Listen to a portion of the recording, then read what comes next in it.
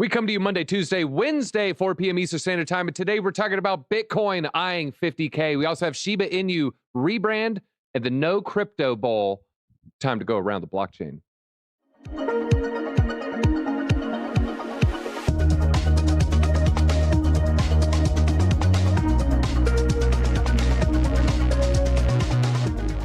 Thank you for joining, everybody. And I'm trying to hit this Oh, there we go. All right. And Bitcoin is pumping. How are we all doing today? Make sure you go ahead and hit that like button because we got 3 of the best guests in the entire Milky Way. That's right. We're going to start with Piano Matty B. Piano Matty B, he's a Canuck, so he was just laughing at us watching the Super Bowl or the Pfizer Bowl. Piano Matty B, how are you doing today?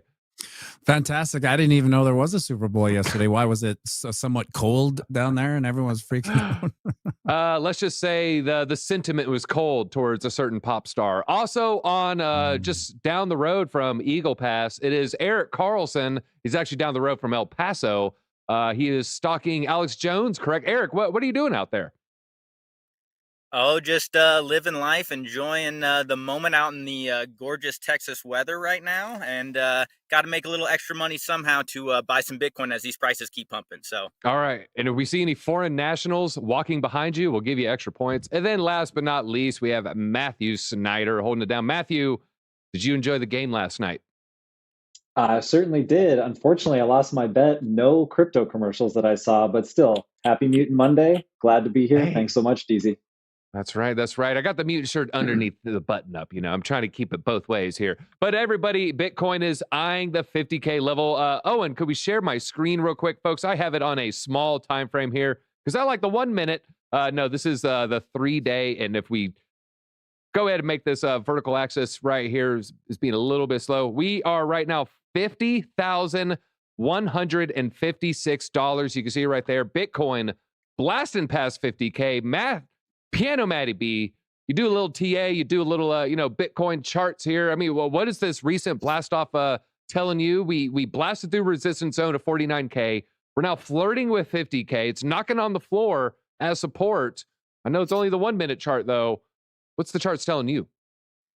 Well, if we go to the daily chart here, you can see there's not a lot of volume underneath that resistance, and one might say we formed a little cup and handle pattern. And that cup and handle pattern plays out to 56.4 there, DZ. So we got a little bit of ways out. But really, 56.4, that's nothing. It's nothing. We could hit that tonight, the way things are going.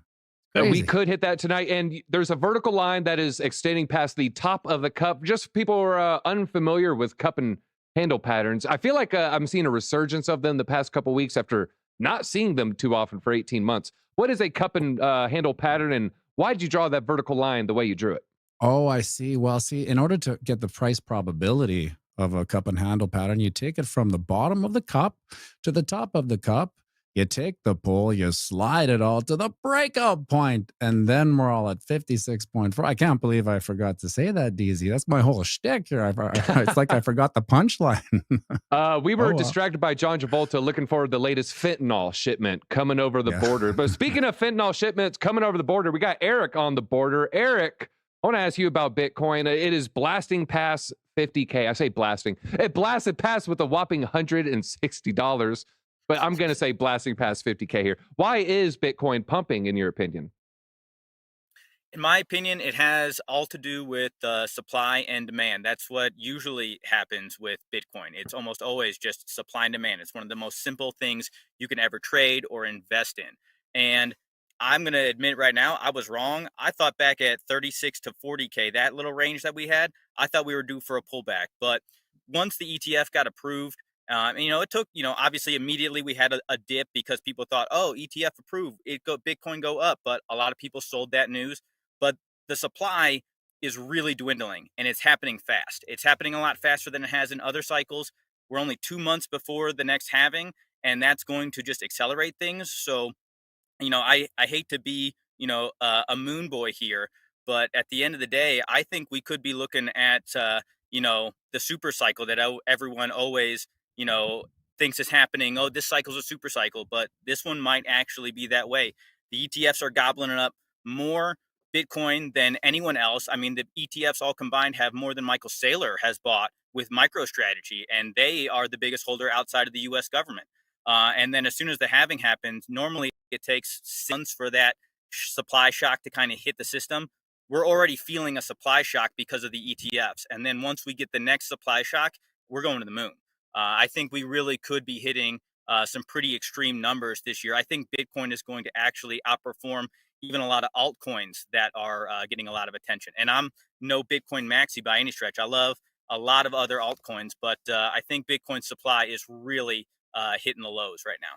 We might be getting the mother of all supply shocks, and you can do that acronym for yourself, those watching at home. And if we could share my screen real quick. You brought up the ETF, so I pulled up this chart while you were talking. This is the total flows. We don't have today's figures just yet. It's only 4:07 p.m. Eastern Standard Time. This will be made probably within the next hour. But we have Friday's figures here. You can see firmly in the green, or I'm going to say firmly in the other color here. But we're deep in the green. Deep in this color right here, $204 million more than offsetting the $100 million in outflows for Grayscale. For Friday, we were $400 million in the plus. If I go full screen there, we can see it a little bit better. Thank you, Owen, there. 204, 128, 86, and 60 million in the positive. Only 100 million leaving via Grayscale Bitcoin Trust. All right, well, the ETFs leading to a super cycle, a mother of all supply shocks. Matthew, what's your probability on that? Do you see that playing out as well?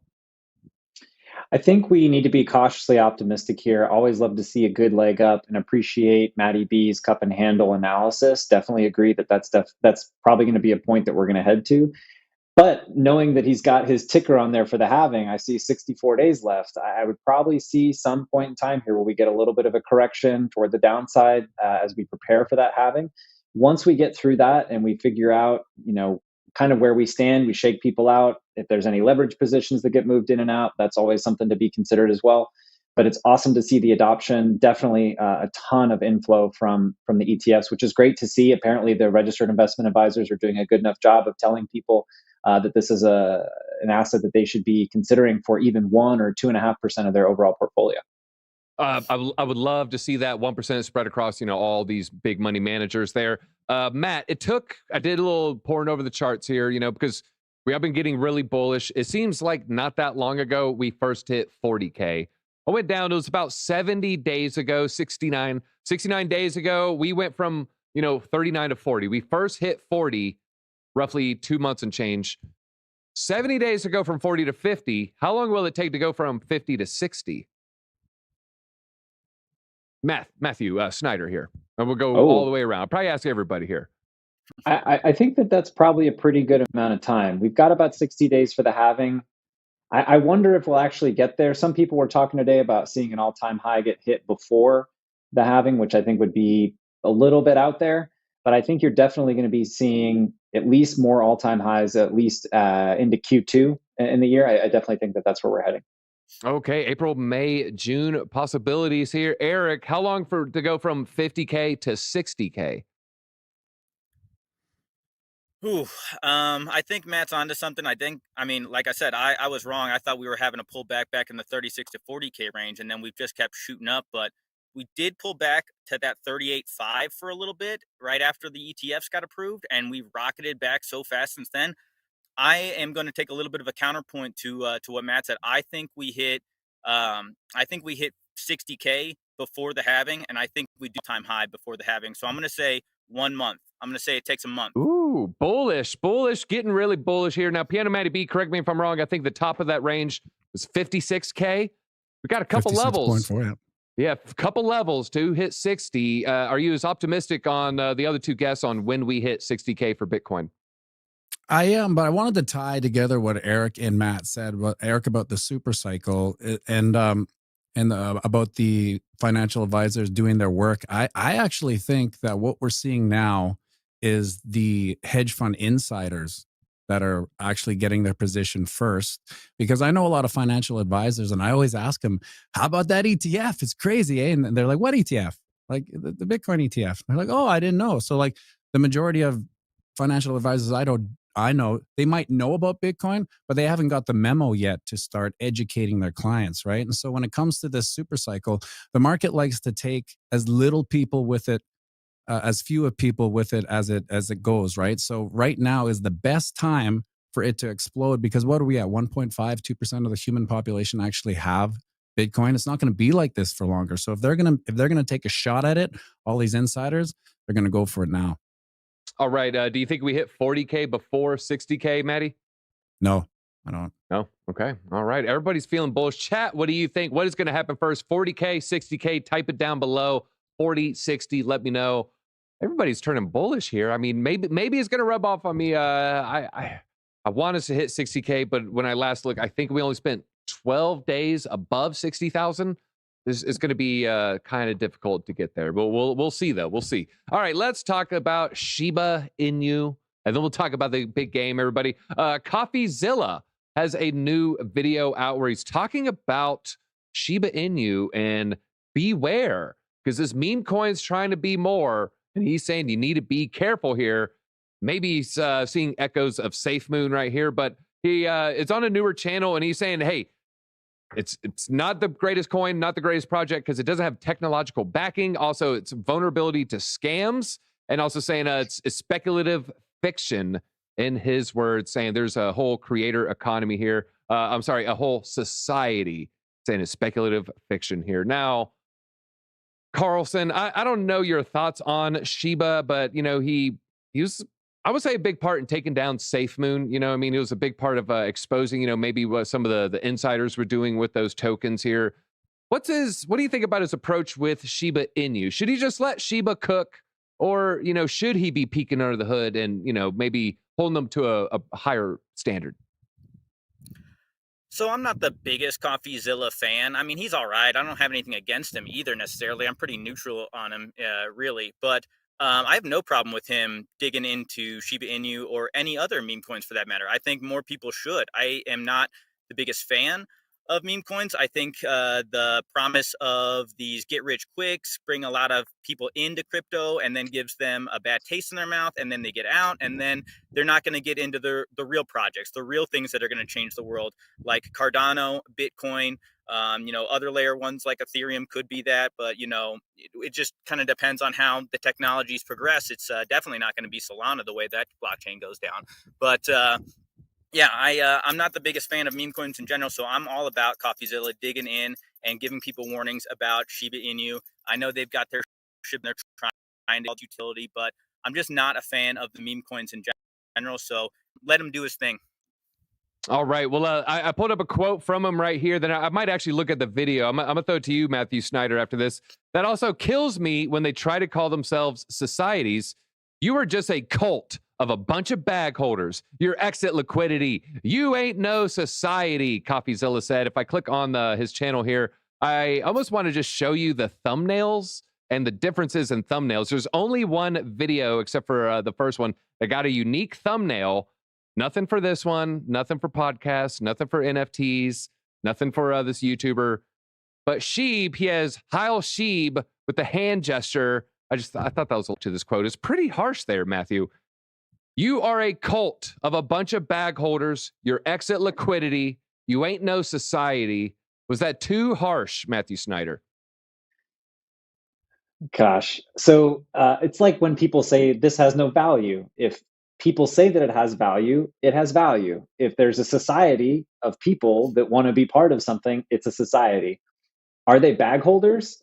I'm pretty sure, I don't know anything really about Shiba, but I'm pretty sure most of the people who own Shiba are probably in the green. I can't imagine the majority of them are bag holders. Are they a cult? No more so than myself as a Ripple associate or a BTC maxi or whoever. We're all kind of in our little cultish spot in our own little tribalism that exists in crypto, which I don't think should be the case. I think we should all just be happy for each other that we're actually in the ecosystem to begin with. That would be really nice if we just loved that fact about each other. Amen. With all that said, I think Shiba Inu is a joke and garbage. Like, I would never touch it. I have no position in it. I want to hold no position in it. It is valueless. It is worthless to me. I've said it. Oh, wow. You know what? I was like, man, this guy is just coming in so harsh. Then I pulled up the all-time chart, Could share my screen.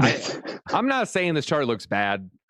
Okay, This I chart take looks it back, bad, y'all. This chart does look bad. This honestly, but we have Matty B with us. I mean, you know TA a lot better than I do. I'm just seeing, I'm seeing lower highs, but I see a little bit of a higher high. This is all the way back of August 23. We got a little bit of a higher high, some higher lows. I mean, maybe, you know, I don't want to say we're going to go all-time highs or let alone draw a trend line right here. But what are your thoughts when you see this chart, though, Matty B? Well, I think what you have to remember is what CoffeeZilla is trying to do at the end of the day is just warn people about what it is, right? It's not Bitcoin. It doesn't have any value. I agree if there's a community behind it that thinks it's cool, then it has value.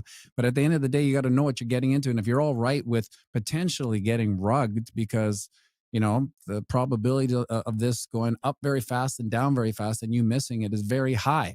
But there's you know, people get into risky things their whole life. This is just one of them. If you like the rush it gives you, go for it. But at the end of the day, there's a high probability that you're going to lose money on these things. So I always say if you're gonna throw darts at these meme coins, just put in money that you don't care to lose. Then you're not going to be so heartbroken. I had a friend who was basically he was all in on Shiba. I thought he was joking when he would tell me, but he traded that all the way to zero because you remember when we were all in denial of the bear market, he kept on going long on Shiba. And I mean, I didn't even think people traded Shiba. I thought you got in early and you just became a meme coin millionaire if you're lucky, if you're one out of well, 10 Matty B, million. this is about the last 12 months right here. I mean, without knowing the coin, without knowing anything about the technicals, I mean, what would you consider this chart?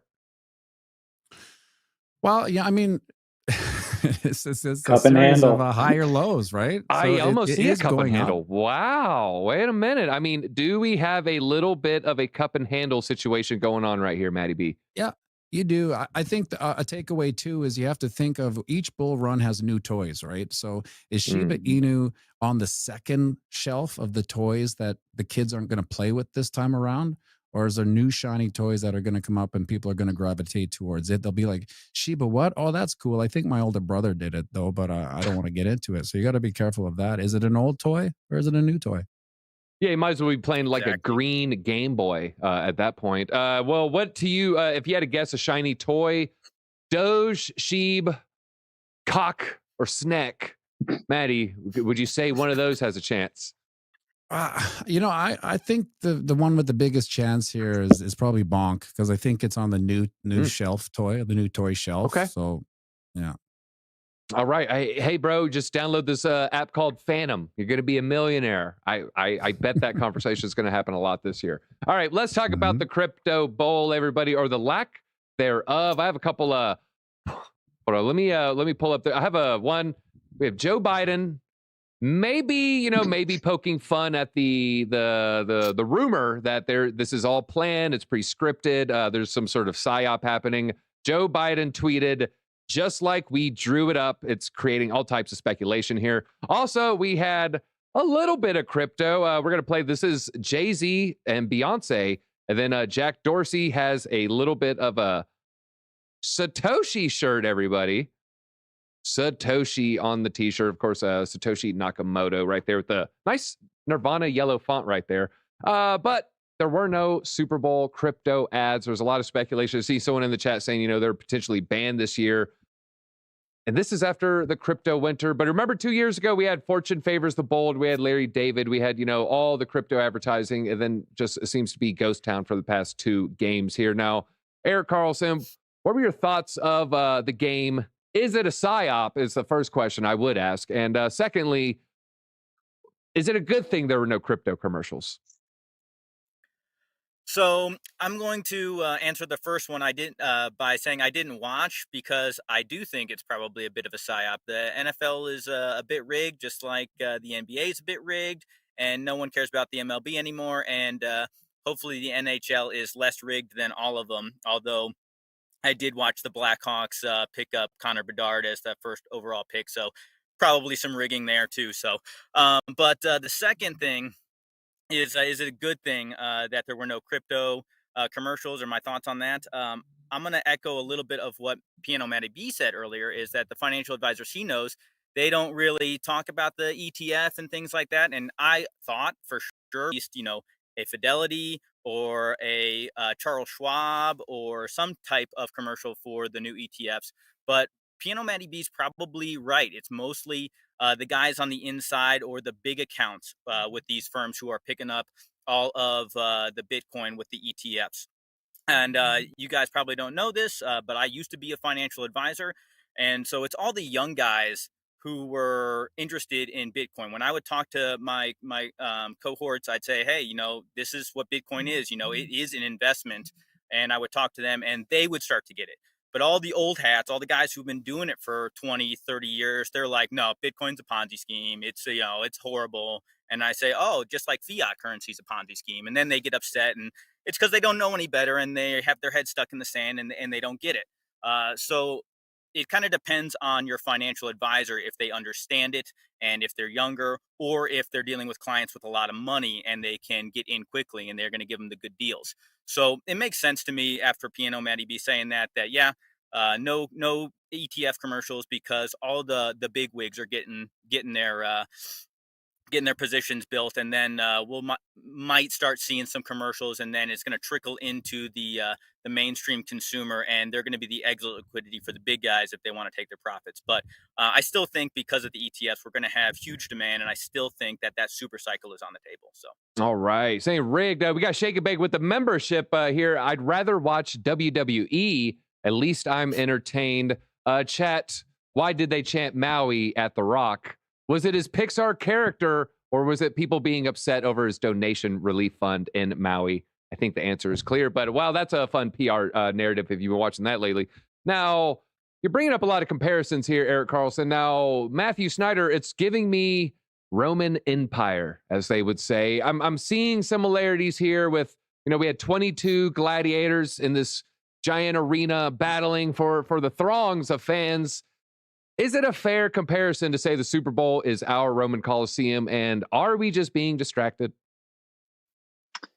It is probably the closest that we have to a completely barbaric entertainment sport where people try to basically avoid brain damage over the course of their career. I don't think there's a single, even with the exception of rugby, where they're at least tackling the lower part of you, and they don't nearly have as many injuries as they do, at least to the head, I don't think, as they do in football. It is pretty chilling to see that there's still a proliferation of this. They own an entire day of the week, which is pretty insane. And yet we still all watch it together, and we're like, oh, we saw how many people yesterday got hurt on the sidelines cheering. One of the guys pull his hamstring, just jumping for joy. It's a really, really dangerous sport.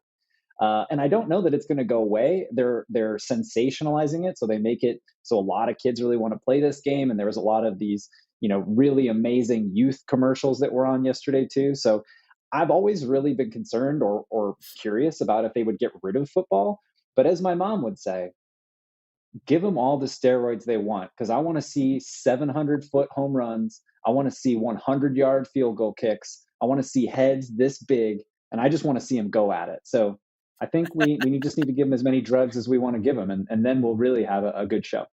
Have you seen the Peter Thiel steroids games? Peter Thiel is bankrolling, if we can share my screen here, Olympics on steroids event that allows athletes to dope. That's actually a really real thing. And Peter Thiel is non-consensus right a lot of the time. And I think this is going to be a hit, everybody. So yeah, it's actually being developed right now, Matthew Snider. So, hey, maybe we'll have a watch party together. All right. Yeah, now, Matty B, I want to ask you about Jack Dorsey's t-shirt. Now, he wore a t-shirt, it looked cool, looked like the Nirvana album, it said Satoshi.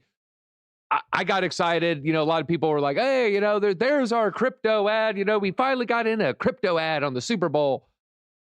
What percentage of people do you think actually know who Satoshi is? And will we ever see 50% knowledge? Can you pull up that little video with Jackie Dodo and the two Satanists for a second? I just want to see. I have it right here. We go ahead and share it right here, Owen, if you want. See his face? You know what's actually he's thinking? Don't look at her boobs. Don't look at it. Oh, he looked at him. You see that at the last second? I He actually told him, did. Hold on. It's only 6 seconds. Now I got to watch it with this don't filter. look at her boobs. Don't look at her boobs. Don't look at her boobs. Don't look at her boobs. Oh, I looked at her boobs. Oh, man. That's, back to the Satoshi question. Does anyone even know? Is it 1 out of 100, 2 out of 100? It is 1 out of 100. So it's roughly 1.5% of the population know who Satoshi was. And maybe in 4 years, it'll be 4%. We're still hella early. That's the beautiful part about all of this. We are the insiders, so to speak. When will it be 50%, or will it be, like, I don't know about your government, but, maybe it'll be like our government's civic exam might never hit it. I mean, will we never hit 50% know who Satoshi is? Yeah, I think so. Once they release the hounds, when they have to, because eventually every government will have to release the hounds, and that's when everyone will know about it. We all do our part, right? That's why this show exists. That's why we all have channels. We're just trying to, spread the word. Are you saying there's going to be similarities when there was gold seizures? I think FDR signed an order. I don't know what it was like on your side of the border. Were there gold seizures for our friendly neighbors, not so friendly neighbors up north? I'm not sure if there was up here. That was in 1933, I think. That it didn't come up here, or I didn't hear about it, or maybe no one I knew in my family had any gold, so it didn't affect them. Maybe that's where the elites went, Rockefeller. Maybe he had a house in Toronto, right. Yeah, don't check my basement. I gave you all my gold, government. What are you talking about? Let's see. I'm going to go around the blockchain. Eric Carlson, will we ever hit 50%? And if you had to guess a year, what year would this happen? Ooh, so if I'm right and this does end up being a super cycle, I think you're going to see that mass adoption. Bitcoin's had those decreasing returns every single cycle, but eventually that's going to have to break with a super cycle, and that's when mass adoption happens. It only changes when we increase the demand by a significant portion and we bring on the masses. I think the ETF is the catalyst for that, so I honestly think that 50% of people are going to know about it by the end of this cycle. So I think 2025.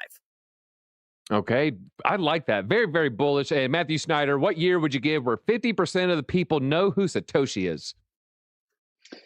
So I got my crystal ball out. 50 years from now, there's going to be a resurgence of Who Wants to Be a Millionaire, because we do, we just come up with the same things over and over and over again. Yes, good Twisters point. 2, shout out Twisters 2. Oh, God. My son is going to be on there as a contestant, and as a phone a friend. Regis Philbin's going to be AI. As a phone a friend, he's going to call his dad and say, who is the creator of Bitcoin? Is it Snatoshi, Smaroshi, Satoshi? And then we'll win $1 million. But by then it won't be $1 million. It'll be $1 million worth of Bitcoin, because 50 years from now, that's going to be the story. So and the joke answer will be years. Michael Saylor. Michael Saylor will be the joke answer, because you always have to have the wacky answer. Whereas, yeah, you're right. Yeah. Especially, I don't know if that was like kind of racist back then, but they would do that. If it was an ethnic name or any kind of ethnic answer, they would just switch like an S with a P, and you're like, is that ethical? I don't know. Yeah. Makes me feel a little uncomfortable. And chat is or it'll be the U.S. government. That'll be the one. Chat is going crazy for the steroid games. I'll give you a couple notes on this. It's actually going to be called, let's see, they have the name for it. Oh, the enhanced games. I would say they're enhanced with something. Performance enhancing drugs. So I guess that makes a little bit of sense here. And right now they're actually looking for the city. They've declined to specify which venue will host the inaugural competition, which he expects to get underway by the middle of next year. So they're already negotiating with several host cities. Come to Atlanta. Hey, we had the Olympics in '96. We'll try not to bomb. I shouldn't joke about that. I should not joke about that. Shouldn't joke about that. All right. Anyways, I digress. All right. I'm going to go around the blockchain. Piano Matty B, you said 60 before 40, correct? Everybody was on the same line with 60 before 40. All right. I had one more. Okay. How long? Okay. We already did the how long until we hit 60. Well, folks. Oh, I remember what it was. Piano Matty B, he threw out the answer. It was bonk. Eric, sorry, I skipped this question. What's the next meme to pop? And I'll throw in bonk. You got Doge, Sheeb, Cock, Snack, bonk. If you had $100 to put in one, Eric Carlson, which one would you put $100 in? Ooh, that's a toughie. If I'm putting $100 in one, it's going to be a Cardano meme coin. I think Cardano is poised. to do it. So exactly, snack. So snack would be my go. Hey, they have an energy drink. We tried it on live. All right, and Matthew, you got $100. You're going to put in one of these 5 meme coins. You know, you're forced to put $100. I know you just want to buy Bitcoin. What meme coin would you pick instead?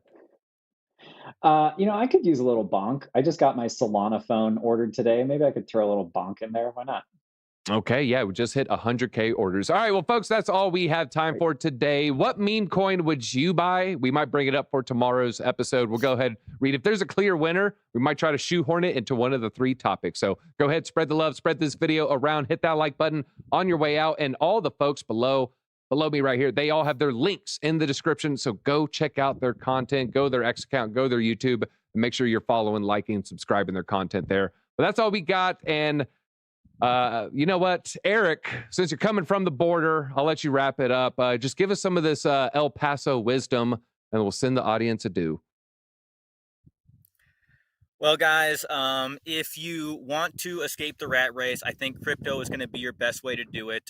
It's part of how I'm escaping the rat race right now. That's why I'm coming to you from this location. Maybe next time I'll be somewhere else, like Phoenix or Tucson. So just pay attention to these guys here, follow their content, and pay attention to what's going on. And if you're already watching this channel, you already know that Bitcoin and other cryptos are going to be your key to financial future. So stay with it. This bull run's going to be a lot of fun, and I wish you guys all the best of luck. All right. And Eric's at the border trying to pump Trump coin, everybody. If you're, I'm joking, everybody. Of course, we're joking. All right, folks, we'll see you tomorrow. He's not. He's not.